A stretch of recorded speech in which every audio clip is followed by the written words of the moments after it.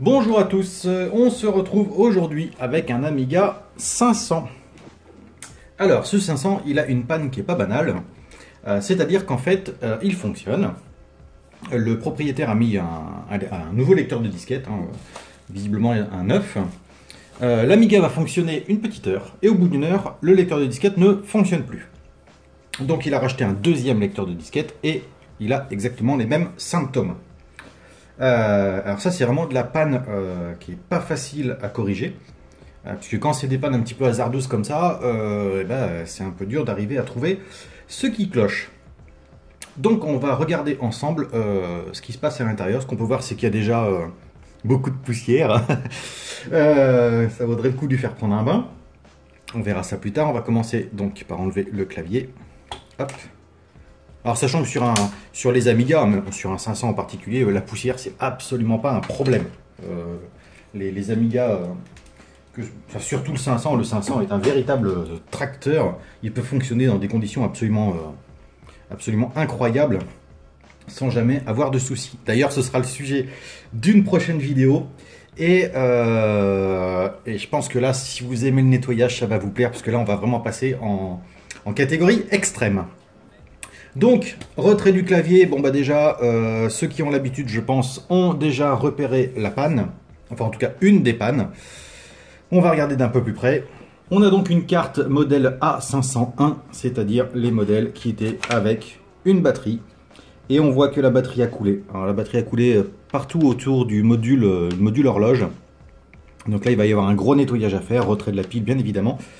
Et les prochains tests se feront sans la carte d'extension, puisque même si elle fonctionne, on fera des tests sans cette carte. Sachant que ça, c'était le premier modèle de l'A501, donc avec toutes ces puces. Le deuxième modèle était beaucoup plus intéressant, puisqu'il y avait moins de puces, mais par contre on pouvait faire un piggyback, c'est-à-dire superposer des puces et les additionner, pour obtenir un MO de mémoire. C'est ce qu'on fait sur le 500+. Donc on va commencer par retirer la carte d'extension. Tac. Donc on voit bien que l'acide a coulé. Bon, visiblement ça n'a pas traversé la carte, mais on voit que ça a commencé à manger des soudures. Là, le condensateur, lui, il est à remplacer. Donc voilà, de toute façon la pile ne tient certainement plus à rien. À mon avis, rien qu'en faisant ça, elle va se couper. Tac, voilà. Allez hop, un problème en moins. Donc on voit bien qu'elle a coulé. Et voilà les dégâts sur la carte. Alors c'est des tout petits dégâts. Voilà, ça c'est rien de méchant, mais bon, à remettre en état. Ensuite on va supprimer l'alimentation du lecteur de disquette. On voit qu'il a été rallongé. Alors, je ne sais pas pourquoi, on verra après. Et on enlève la nappe. Alors pour l'occasion, j'ai commandé deux lecteurs Gotek, voilà, qui sont directement configurés en flash floppy. La personne qui les vend prêts à l'emploi, ils sont préconfigurés, hein, vous n'avez plus qu'à le mettre dans votre Amiga. Configurez votre clé USB, c'est-à-dire mettre les fichiers flash floppy ainsi que les ADF des jeux que vous voulez utiliser, et c'est parti. Je vous mets le lien dans la description, c'est son annonce sur Le Bon Coin. Voilà, je vous invite, si vous avez besoin d'un Gotek et que vous n'avez pas envie de vous prendre la tête, je vous invite à prendre contact avec lui. Il vous les prépare et ils sont prêts à l'emploi. Alors, continuons. Qu'est-ce que nous avons donc? C'est une révision 6A. Révision 6A, oh, il y a des modifs à faire sur cette Amiga, si je me souviens bien. Qu'est-ce qu'on pouvait faire sur le 6A? On pouvait faire un hack, si je me souviens bien, pour passer la mémoire slow en chip, où j'avais fait une vidéo là-dessus, avec un interrupteur. C'était au mois d'avril. Voilà, bon pour le reste, elle est en assez bon état. Donc, première chose à faire, quand vous avez un Amiga 500,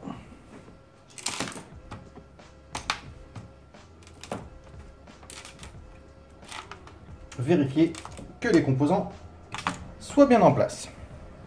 Ça, c'est fait. Maintenant, on va lui mettre un lecteur classique, ceux du client. On va mettre un jeu. Et puis, on va tester ça, voir ce que ça donne. Alors, je viens de brancher le lecteur de disquette. Voyons voir ce que ça donne au démarrage.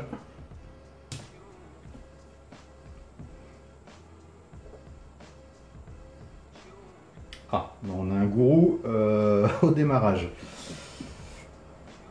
On va essayer sans lecteur de disquette. Hop, hop.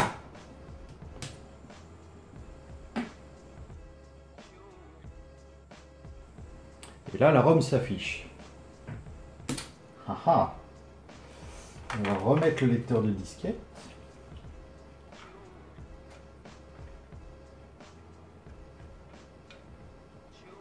Alors, ce qui est étonnant, c'est qu'on n'entend même pas le lecteur s'initialiser.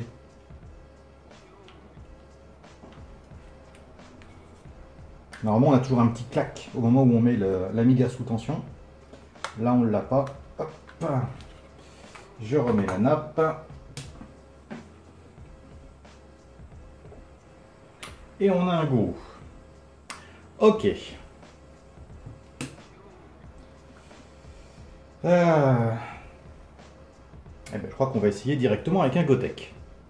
Alors, je viens d'installer mon Gotek, enfin le nouveau Gotek du coup, avec ma clé USB classique. Tac. Là, on va avoir la ROM, parce qu'on a le fichage blanc, le HXC, pardon, le Gotek démarre. Voilà, tous mes fichiers sont là. Normalement, j'ai mon ADF de ma disquette de test, que j'avais dû appeler module de test. Tac, histoire.adf. Et si ça se trouve, je l'avais déjà dedans. Non, hop, on va mettre en 27. Entrée F10. Alors, là je vais donc choisir mon ADF. Donc on a vu qu'il était en 27. Voilà, 27. Hop. On restart.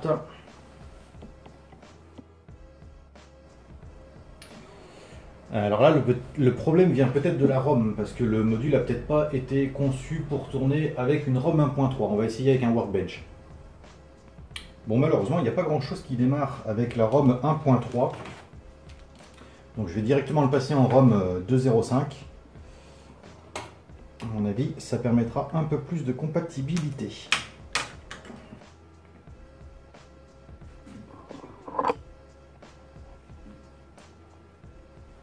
Donc ça, on voit que ça fonctionne, pas de souci. Donc, vu que j'en ai profité pour tout démonter et tout nettoyer, on peut voir que la poussière s'incruste toujours un peu partout. Notamment, hein, on voit au niveau des... entre la membrane en fait et les touches du clavier. On a quelques amas de poussière. Donc ça, c'est bien de les nettoyer. Encore une fois, je le répète, il suffit simplement d'utiliser un produit à vitre avec un chiffon doux et ça s'enlève très facilement. Ce qu'on voit par contre, c'est que la LED est complètement écrasée. Elle ne devait pas être exactement où il fallait. On va la mettre droite. C'est pas méchant, mais c'est bien de corriger ces petites imperfections.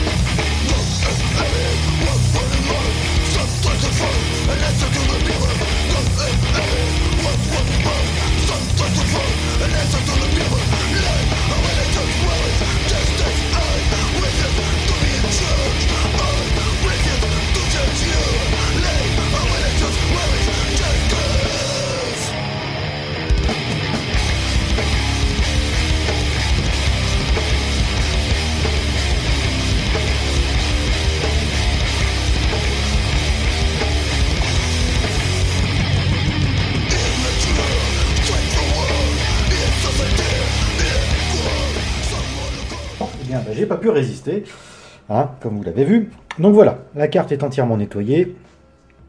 C'est toujours beaucoup plus joli. Ce que je vais faire maintenant, c'est que... bon, je pense avoir trouvé la source du problème parce que le temps que la carte sèche, j'ai testé la nappe qui était avec l'Amiga. Et avec mon Gotek, quel que soit le sens dans lequel je le mets, elle me marque une erreur. Une erreur LBA avec un problème d'écriture. J'ai essayé avec une autre nappe et j'ai pas ce problème. Donc déjà, on va retirer la nappe et on n'utilisera plus jusqu'à maintenant. Donc j'ai retiré tous les composants. Et ce que j'utilise, c'est ce produit-là. C'est un produit spécial contact. Je sais plus si j'en ai déjà parlé dans une autre vidéo. Mais en fait, il suffit simplement d'en passer un jet, voilà, sur chaque support. Et ça va avoir donc pour effet de favoriser les contacts. Mais en plus, ça a un effet lubrifiant. Ce qui fait que quand on va mettre les... Alors, attendez, je trouve Gary. Gary est ici. Quand on va mettre les puces dans leur support, tac, ça glisse tout seul et ça force pas. Voilà, le composant est bien en place. On n'a pas de patte de tordu, bien évidemment. Heureusement, mais ça peut arriver. Ensuite, on va prendre Paula. Même principe. Clac. On n'hésite pas à appuyer très fermement. Denise pour la vidéo.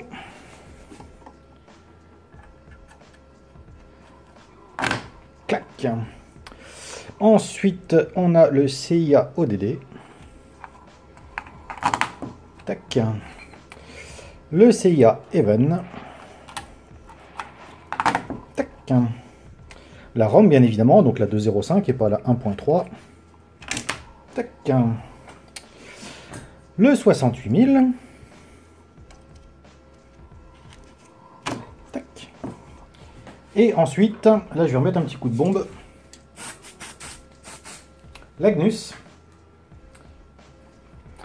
Alors, le petit point est ici, le 1 est là, donc on le positionne. On vérifie qu'il soit bien enfoncé partout. Et ensuite, clac. Voilà, bon maintenant on va rebrancher un Gotek et faire un test. Bon, j'ai l'impression que cette vidéo va ressembler à un film de David Lynch. Rebondissement. Donc, pour résumer, donc les deux lecteurs de disquettes qui étaient fournis avec la carte ne fonctionnent pas. Avec un Gotek, ça fonctionne.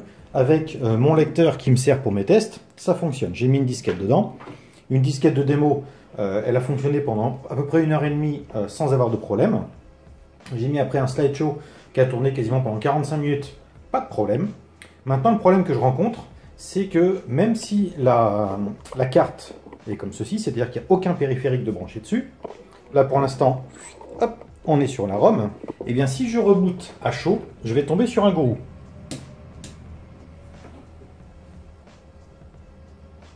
Tac, gourou, alors qu'il n'y a rien de branché. En plus, l'erreur qui est marquée 800003, et bien cette erreur-là va changer. Je ne vais pas tout le temps avoir cette même erreur. Par contre, si j'éteins l'Amiga, que j'attends, admettons, 5 minutes à peu près, quand je vais redémarrer, j'arriverai directement sur la ROM. Donc je tombe tout le temps sur un gourou quand j'ai un redémarrage à chaud. Ma première pensée viendrait aux condensateurs qui sont côté alimentation.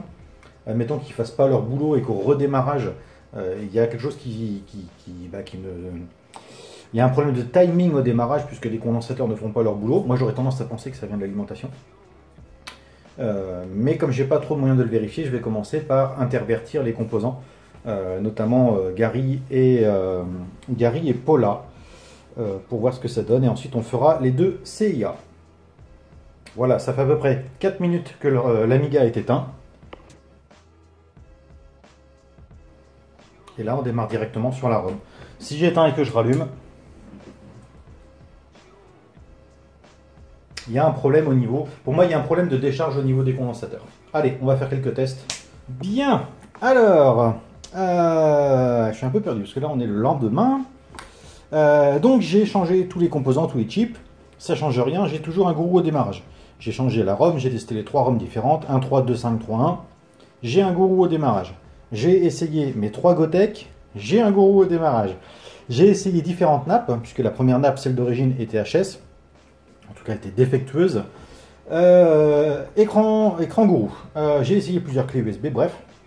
Avec ou sans la carte d'extension, j'ai un gourou au démarrage.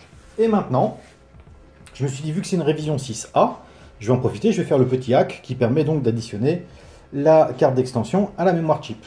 Et là, plus du tout de gourou. Maintenant, je peux allumer et éteindre comme je veux. Donc là, on voit bien qu'on a un MO de mémoire chip, hein, il n'y a plus rien du tout en slow RAM, donc tout est additionné.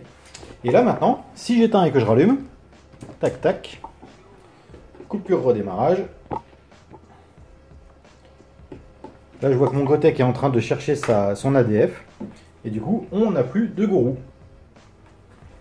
Donc il devait y avoir un problème, alors non pas dans les condensateurs, parce que je les ai remplacés et ça n'a rien changé. Mais il devait y avoir un problème au niveau de l'adressage mémoire, je pense. Puisque en faisant le hack de la mémoire et en mettant tout en chip, ça a résolu le problème. Bon là, on va le laisser démarrer gentiment. Voilà. Donc cette réparation est terminée, réparation-restauration. Donc il y avait bien un petit souci qui était assez vite corrigé. Le principal problème, notamment avec les lecteurs de disquettes classiques, eh bien c'était cette nappe. Voilà, une nappe disquette qui me créait des erreurs à la fois avec un disque physique et avec le Gotek. Donc voilà, bon, eh bien écoutez, encore une réparation de fait. Je vous remercie d'avoir regardé cette vidéo et je vous dis à très bientôt puisque j'ai deux arrivages qui sont arrivés ce matin avec une vidéo que je suis vraiment super impatient de faire parce que ça va être assez terrible. Voilà, si vous avez aimé la restauration de l'Amiga 500 là, que j'avais récupéré à la déchetterie, enfin la coque, cette vidéo elle va vous plaire. Voilà, bon, je vous dis à très bientôt et merci d'avoir regardé cette vidéo.